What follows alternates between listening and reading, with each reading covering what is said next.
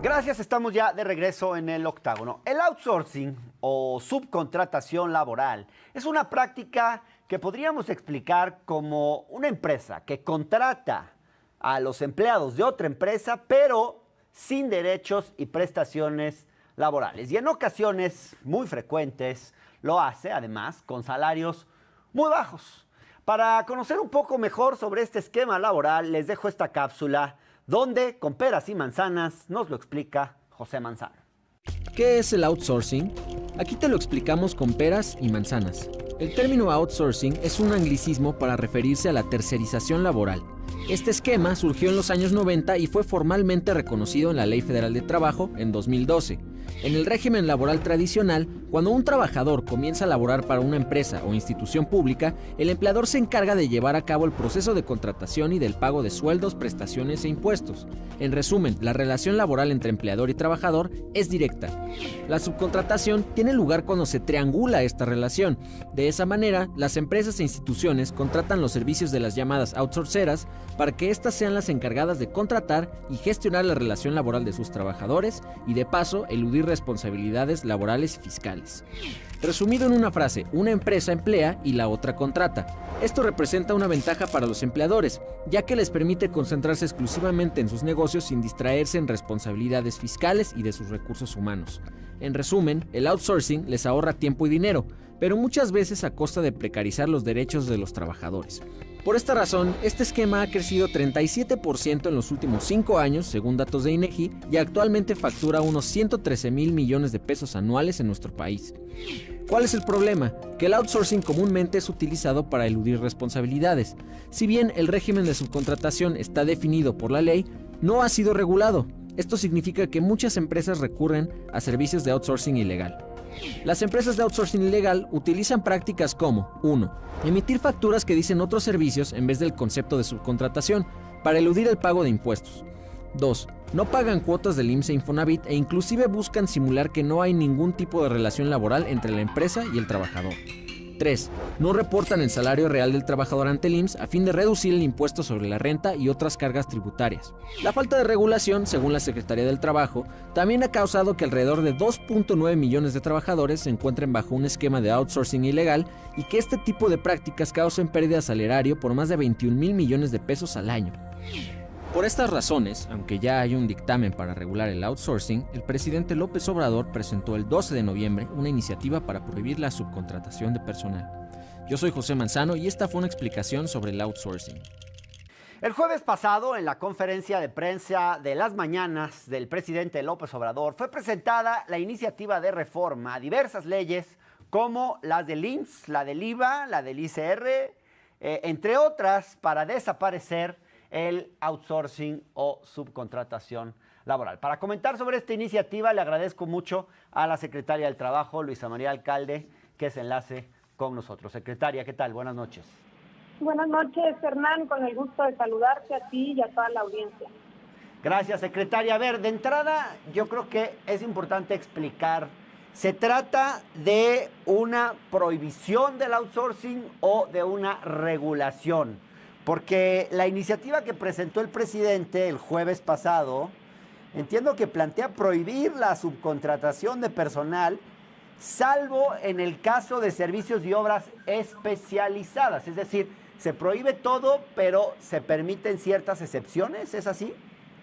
Así es decir, partimos de la base de que el trabajo es un derecho, es un deber social, no es una mercancía, por lo cual lo que no se permite es esta transferencia de personal para que realicen cualquier tipo de actividad en las empresas. Hoy es común encontrar empresas que no cuentan con trabajadores y que subcontratan la materia esencial, el objeto principal de las empresas. Esto es lo que necesitamos empezar a poner orden, porque está mezclada con muchas violaciones de diferentes derechos laborales que van desde el pago de reparto de utilidades, la inscripción al Instituto Mexicano del Seguro Social por debajo de los salarios reales, que impactan en el tema de pensiones, en el tema del fondo para vivienda, la estabilidad en el empleo, porque te despiden y te recontratan por ciclos anuales o tienes que ir contratando cada 3 años.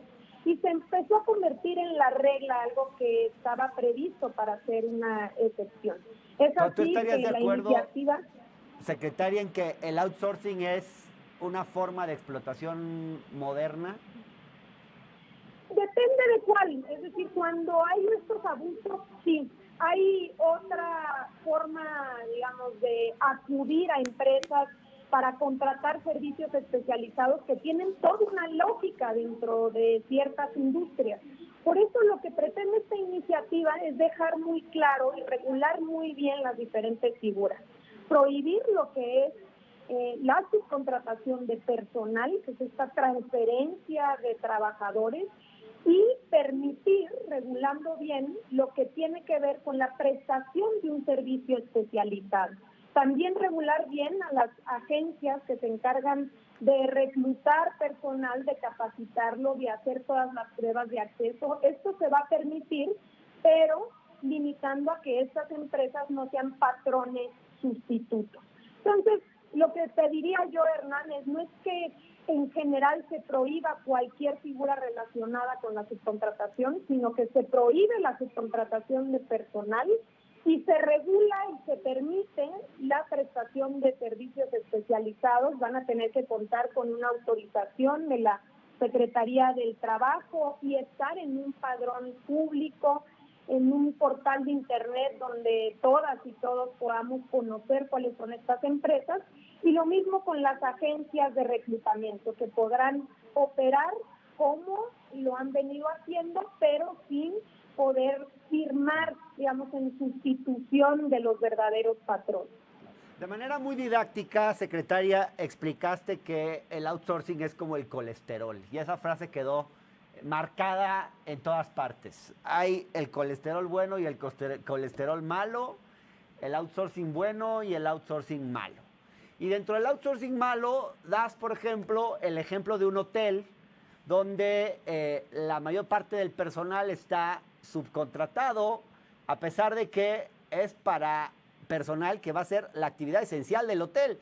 Las camareras, los meseros, los recepcionistas, los que te atienden el teléfono, todos contratados por outsourcing. Eso es outsourcing malo. Danos un ejemplo de outsourcing bueno. Yo diría esto que le llamamos el poder contratar algún tipo de servicio especializado. Te pongo ejemplos en la industria aeronáutica, donde hay algunos procesos que requieren de contratar con empresas que se especializan en eso. Por ejemplo, para cierto tipo de maquinaria, algún tipo de reparación o de mantenimiento. Entonces, estas empresas pueden contratar con una empresa especializada en el mantenimiento de ciertas piezas, precisamente para que acudan y den mantenimiento a esta maquinaria. Por ponerte una, pero hay varias, puede ser incluso cuando hablamos del call center, por ejemplo, que no te dedicas a eso, no es la materia prima de tu empresa, no es el objeto social, no es tu actividad económica, y por tanto sería muy costoso y difícil el poder contratar a ese personal de manera permanente. Entonces lo que haces es contratar a una empresa que se especialice en eso para que se pueda dar ese servicio. Eso tiene que estar bien establecido y bien regulado. Por eso, para poder prestar servicios especializados, tendrás que obtener esta autorización y formar parte de este padrón público. Pero eso sí se puede realizar. ¿Qué estamos diciendo? Que no. Cuando tú simulas estas relaciones laborales, el caso del hotel es uno, pero se ve en los servicios, en el turismo, en la maquila, precisamente donde absolutamente todos los trabajadores están subcontratados. Hay diferentes empresas subcontratistas que le llamamos pagadoras, donde cada 3 meses le van pidiendo al personal que vaya firmando contratos, y quizá una de las cosas más elementales para poder mostrar a la audiencia de lo dañino de esta simulación es que frente a un incumplimiento, un trabajador, vamos a decir que no le pagan el salario o que lo despiden injustificadamente, no tiene a quién acudir, porque la empresa en donde trabaja se lava las manos y le dice, no, yo no soy patrón, tu patrón es esta empresa subcontratista. No conoce el trabajador a esa empresa, incluso cuando intenta buscarla, dónde están las oficinas, la demanda, por ejemplo, pues entonces esa empresa probablemente ya hasta desapareció, porque es un esquema que está mezclado con estas empresas de papel, empresas fantasmas que aparecen y desaparecen precisamente para poder evadir responsabilidades laborales. Bueno, yo por eso digo, secretaria, que el outsourcing es una forma moderna de explotación, porque tiene consecuencias enormemente negativas para los trabajadores y para sus derechos laborales. Algunos trabajadores perciben salarios muy bajos, no tienen seguridad social por esta razón, están registrados con un salario menor ante el IMSS del que es su salario real, por lo tanto están condenados a tener una vejez en la miseria, llegan a ser contratados y despedidos cada mes o bueno, cada 3 meses para que no acumulen antigüedad. En suma, el outsourcing no solo abarata la mano de obra y afecta los ingresos de los trabajadores, sino que también perjudica su acceso a prestaciones, castiga la estabilidad en el empleo, les impide acumular antigüedad, recibir una prima de antigüedad, gozar de vacaciones pagadas. Fíjate todas las cosas que son.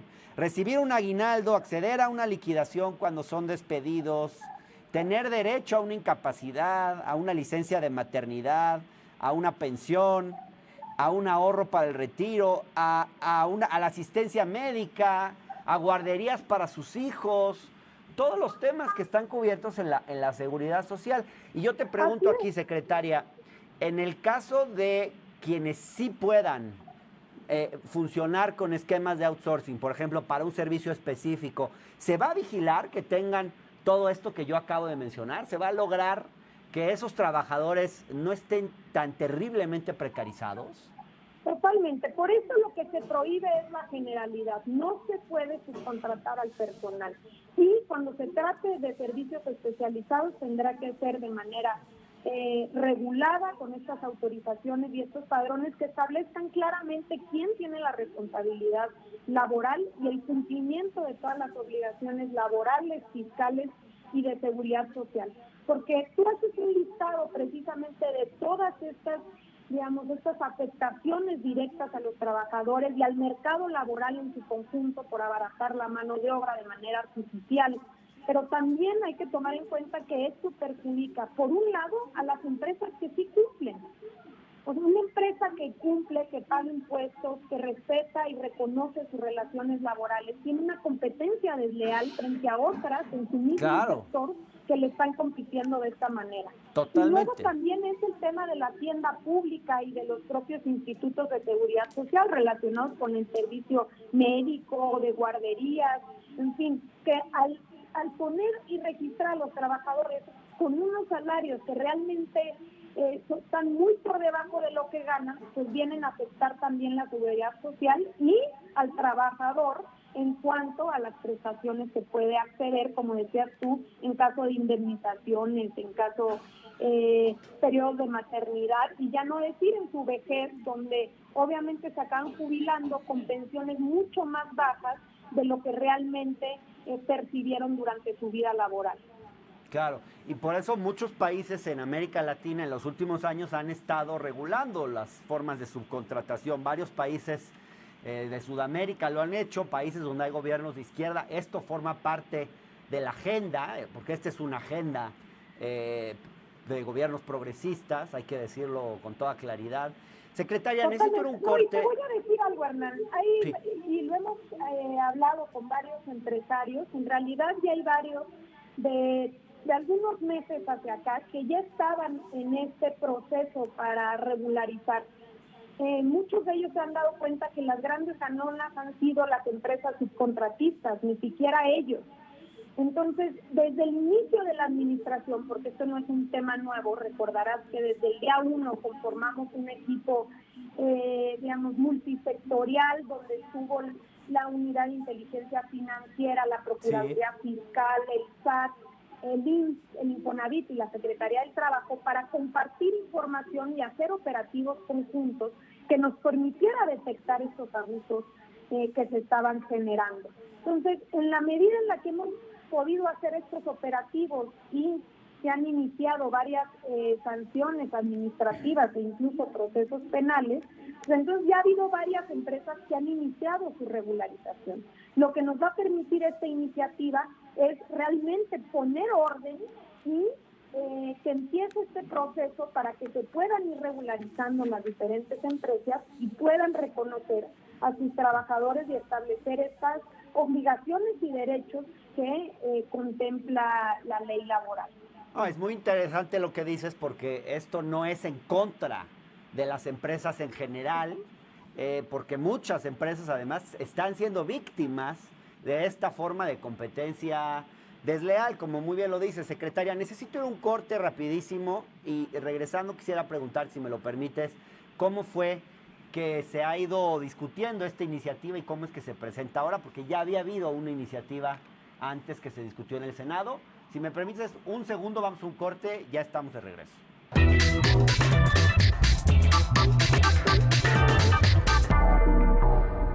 Gracias, estamos de regreso en el Octágono platicando con la secretaria Luisa María Alcalde sobre la propuesta para regular la subcontratación en materia laboral, el llamado outsourcing. Secretaria, este tema se estuvo discutiendo muchos meses en el Senado.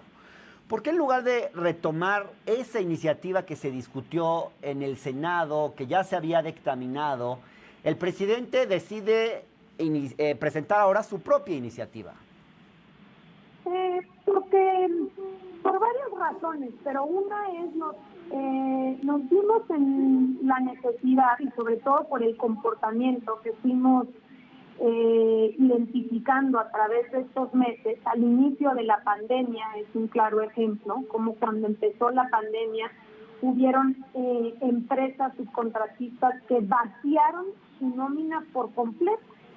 Es decir, de llegar a tener cientos de trabajadores, de un día a otro se quedaron en cero estas nóminas. El mismo comportamiento lo vamos viendo de diciembre a enero. El presidente planteaba claramente cómo a partir de diciembre se caen los empleos, se llegan a perder más de 300,000 y luego se recontratan a finales de enero o principios de febrero. Entonces este comportamiento y también a partir de estos,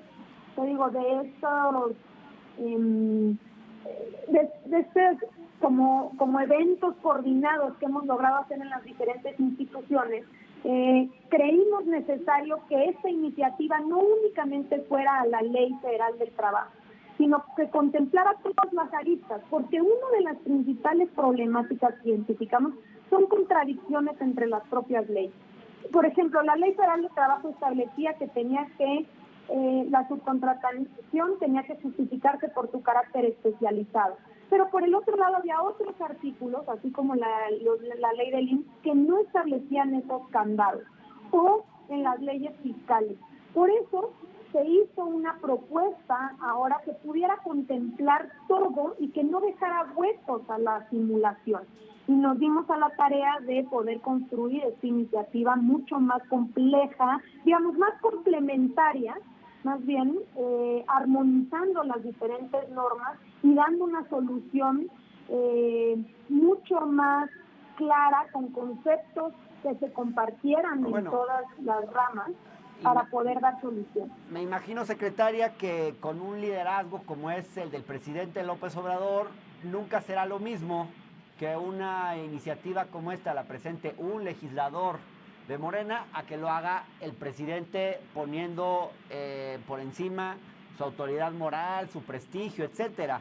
Ahora, el senador Ricardo Monreal... En esta iniciativa pues participó la Consejería Jurídica de Presidencia y las diferentes dependencias, que fue muy importante para poder tener este resultado y que fuera precisamente el presidente el que presentara la propuesta. Claro. Ahora, el senador Ricardo Monreal dijo que intentarán conjuntar la iniciativa del presidente con el dictamen que ellos ya habían trabajado. Y él mencionó que se parecen en un 70 u 80%. ¿Tú coincides con esto? Pues se pueden parecer en principios básicos. Yo creo que sí. Creo que esta iniciativa es más completa en tanto que trae modificaciones al Código Fiscal, a la ley del IVA, del ISR, y contempla, es más clara respecto a prohibir la subcontratación de personal. Que esto es quizá lo más importante. En la otra iniciativa se planteaba de forma distinta. Entonces me parece que esta es como más sencilla, establece más claro qué es lo que se puede y qué es lo que no se puede hacer, y también en la propia Ley Federal del Trabajo ayuda a eliminar esos artículos que contradecían estos principios. Es más clara en prohibir la subcontratación de personal. Yo entiendo entonces que de alguna forma es menos tibia de lo que había quedado en el Senado, pues. Eso, exacto. Yo creo que esa es una buena definición. Es decir, es más contundente en que la subcontratación de personal no tiene cabida en el mercado laboral, y que hay que regular muy bien, permitirlo, sí, porque es necesario, lo que tiene que ver con la prestación de servicios especializados. Claro, pues, entonces, en ese sentido, noticia. me parece que esta es más clara, donde no quepa la menor duda de que esta transferencia de personal, ¿no?, utilizar al trabajo como mercancía, pues no puede pasar en nuestro país. Entonces, claro que vamos a entrar en un proceso de regularización que será muy importante una vez que sea discutida y en su caso aprobada en el Congreso, pero estamos convencidos que es en beneficio de todas y de todos, que esto permite crear un mercado laboral más equitativo, más justo y más productivo, y que precisamente son los propios sectores los que, en virtud de no tener una competencia desleal que incumpla todas las normas laborales, fiscales y de seguridad social, pues permitirán un crecimiento o una productividad, digamos, más en beneficio de todos. Pero además hay que decirlo con todas sus letras, secretaria. El hecho de que venga una iniciativa desde presidencia le resta mucho poder a los intereses que cabildean en el legislativo para reducir los alcances de una reforma como esta, porque hemos visto qué ha pasado. Son empresas muy poderosas, tienen medios de comunicación, saben cómo llegar con ciertos legisladores y saben ganarse favores de los legisladores de todos los partidos políticos, incluido los partidos de la coalición gobernante. Entonces yo espero que ahora que hay una voluntad política tan clara puesta en este tema, pues se logre una reforma ahora sí que de gran calado.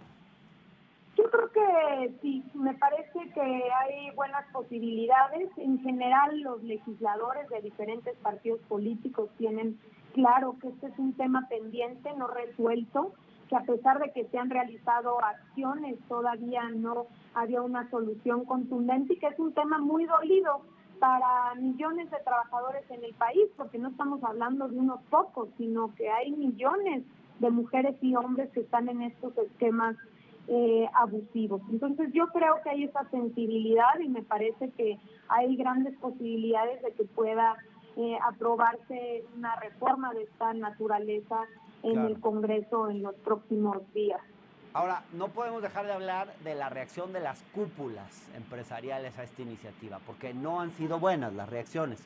Gustavo de Hoyos acusó en un tuit que voy a poner ahora en pantalla, que decía: la iniciativa de reforma al outsourcing que anunció hoy el presidente López Obrador junto a Luis Alcalde de la Secretaría del Trabajo traiciona, dice Gustavo de Hoyos, traiciona el compromiso de construir ese cambio legal a partir del consenso con el sector privado. Se acordó expresamente con el Consejo Coordinador Empresarial Oficial y no cumplen.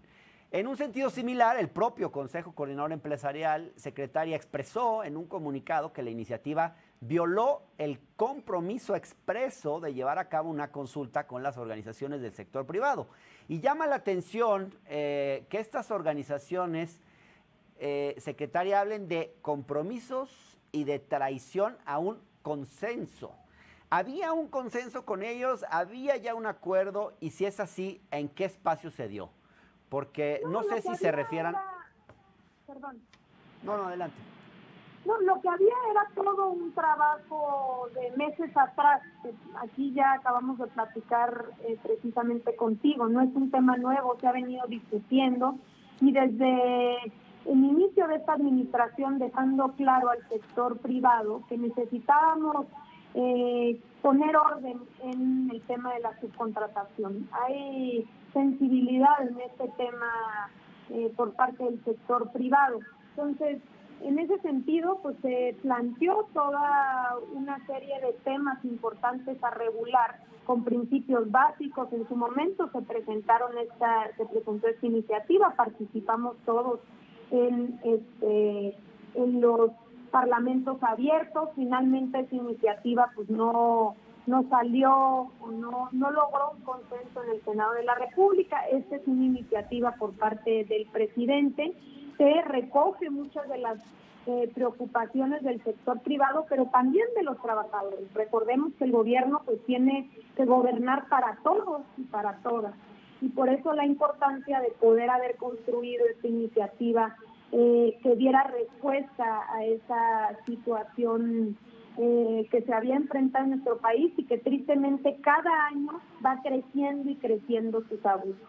Ahora, claro que hay ahora pues, en el seno del Congreso también la posibilidad de que los sectores sean escuchados, pero me parece que esta iniciativa no es, digamos, una sorpresa. Habíamos dejado clarísimo que se planteaba regular respecto a lo que se puede y no se puede hacer, y que esta subcontratación de personal pues violentaba en sí mismo los principios básicos del derecho laboral, como es el caso del derecho al trabajo. Bien, secretaria, necesito hacerte un par de preguntas más sobre algunos intereses poderosos que se oponen a la regulación del outsourcing, pero necesito ir a un corte muy breve y ya estamos de regreso, si me lo permites. Ya volvemos. Gracias, estamos de vuelta con la secretaria Luisa María Alcalde platicando sobre la iniciativa de reforma a la subcontratación laboral. Secretaria, es claro que esta iniciativa del presidente va a afectar intereses de ciertos grupos empresariales dedicados a la subcontratación. Y hablamos de uno en particular a quien el presidente ha aludido sin mencionar directamente por su nombre, pero es Raúl Beirutti, el presidente de Gin Group. Sabemos que Beirutti busca transitar ahora hacia otros negocios, como en el sector financiero, los medios de comunicación. Sin embargo, no son pocas las personas que han acusado a Gin Group y a Raúl Beirutti de tener relación con empresas factureras. A principios de enero trascendió que la UIF y el SAT habrían estado investigando a este empresario. Al menos desde la Secretaría del Trabajo, yo quisiera preguntarte, ¿qué saben de los trabajadores que laboran bajo el nombre de esta outsourcera? ¿Han encontrado irregularidades en su situación laboral? ¿Algún indicio de que esta empresa podría estar incurriendo en malas prácticas o en ilegalidades? Mira, Hernán, no particularizaría yo respecto a un en específico. Hay procesos que todavía por estar en marcha pues tienen que resolverse de esta manera. Son sanciones que han sido recurridas ante los tribunales administrativos, entonces hay que esperar. Entonces no se trata de una persona o un grupo en específico. Lo que me parece es que las administraciones anteriores se hicieron de la vista gorda y dejaron crecer este fenómeno que afectó a millones de trabajadores. Y no solo eso, sino, insisto, las propias contradicciones en la ley dejaron huecos para que estos sistemas crecieran. Entonces, lo que hay que hacer es resolver hacia adelante, es decir, esto no es válido, esto es en perjuicio de la gente que vive de su trabajo y que desempeña sus labores en las empresas. No podemos construir un modelo laboral basado en estas simulación de relaciones laborales, donde se evade cualquier tipo de responsabilidad y donde se depositan esas responsabilidades en empresas fantasmas o factureras. Entonces, eso es lo que estamos tratando de hacer. Sí te quiero decir que hay procesos en marcha de diferentes irregularidades que identificamos tanto desde la Secretaría de Trabajo como desde la UIF, el propio IMSS y la Procuraduría Fiscal, que en su momento esperemos se pueda dar a conocer, pero no vamos a particularizar en este momento ni respecto a una empresa, grupo empresarial o persona en específico, sino que el fenómeno como tal es el que tenemos que regular, que poner orden y que acabar sus abusos. Secretaria, hablemos un poco del curso de la reforma laboral, porque este gobierno ha logrado, digamos, bueno, bajo la llamada 4T, aprobar una reforma laboral sin precedentes en la historia de este país, algo que no se había logrado en décadas. En parte por la presión internacional, en parte también gracias a un bloque de legisladores de Morena comprometido con este tema. Es un tema de una agenda de izquierda, igual que el tema del outsourcing, me parece a mí. Pero ahora que Joe Biden fue declarado desde la semana pasada como el próximo presidente de los Estados Unidos, este gobierno lo considera un prospective president. Pero bueno, los demócratas en su momento hicieron varias modificaciones al TEMEC precisamente para el apartado laboral. Y uno de los puntos de mayor tensión en las negociaciones fue el tema de los agregados laborales que llegarían a inspeccionar los centros de trabajo en México para asegurarse de que nuestro país esté realmente cumpliendo con sus compromisos contraídos en el tratado. ¿Cómo están esperando ahora que avance la reforma laboral? ¿Esta presión de Estados Unidos juega un papel crítico, jugará un papel importante?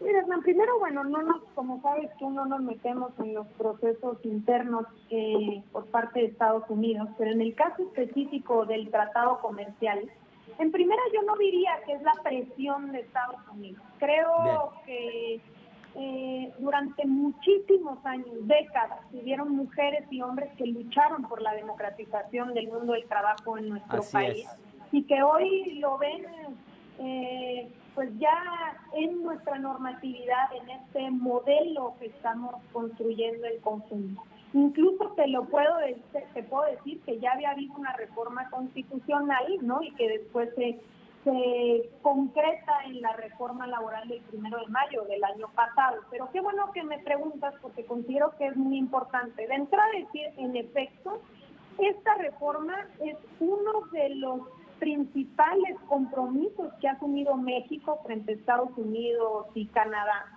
y forma parte importantísima del TEMEC, a diferencia del TLC y de en general acuerdos comerciales. Este tiene un énfasis importante en proteger los derechos de los trabajadores. Y lo mismo había establecido ya nuestra Constitución. Entonces, al poder establecer estos orígenes de la reforma, nos da pie a tener pues todas las herramientas necesarias para construir el nuevo modelo. Y qué bueno que me preguntas, porque precisamente el próximo miércoles 18, es el banderazo de salida de las primeras 8 entidades federativas. ¿Respecto a qué cosas? Son 3 temas elementales. El primero es la justicia laboral.